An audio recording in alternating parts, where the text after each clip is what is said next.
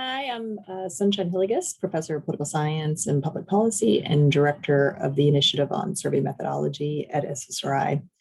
5 pieces of advice. Let's see. Number 1, the most important thing you're going to learn in graduate school is not going to come in the classes.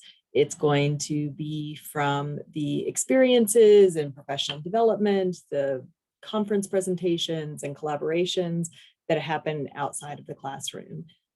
Your goal is not about getting good grades. It's about learning the skills and work habits and generating the ideas to do good research.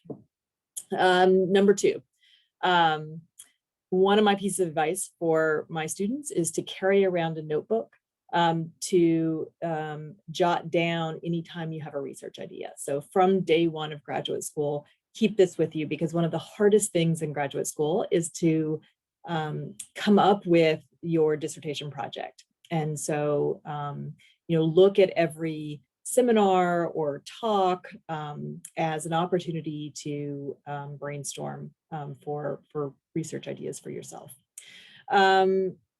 So 3, because it's hard to figure out, how you're going to invest 2 years of time on a dissertation project, I like to advise people to think about it like a Venn diagram, that you are looking for a topic that, number 1, that you're interested in, number 2 is feasible, and number 3 is going to have impact in your field. And with that kind of brainstorm list of ideas that in your little notebook, you can go to faculty and get feedback, because they can be especially helpful in figuring out what's feasible and what's actually going to have impact. Okay, number 4, learning to navigate feedback is a tricky skill to learn. It can sting when you first start getting negative feedback. And it is useful to, learn to appreciate that critical feedback is in fact, actually somebody's investment in time and energy and effort into your project. And in fact, somebody who only gives you positive feedback is actually not really being very helpful. The other thing that I like to say with respect to feedback is that you need to ignore about half of it. So that means that you want to get feedback from as many different people and different perspectives as you can, so that you can kind of find the patterns in that feedback. Okay, so finally, I would say that you are the person who most determines if you have a good mentor or not.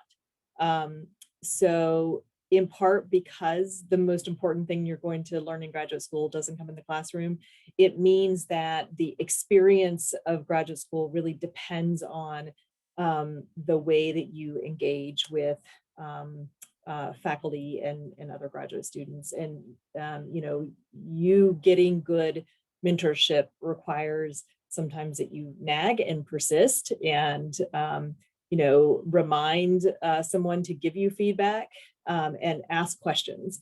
And again, like doing that is the way that you can make sure that your advisor is giving you what you need, and really advocating for yourself, not only with your advisor, but also with the chair, with the dean, with the graduate school, to make sure that you have access to the things that you want to learn and do in order to achieve your career goals.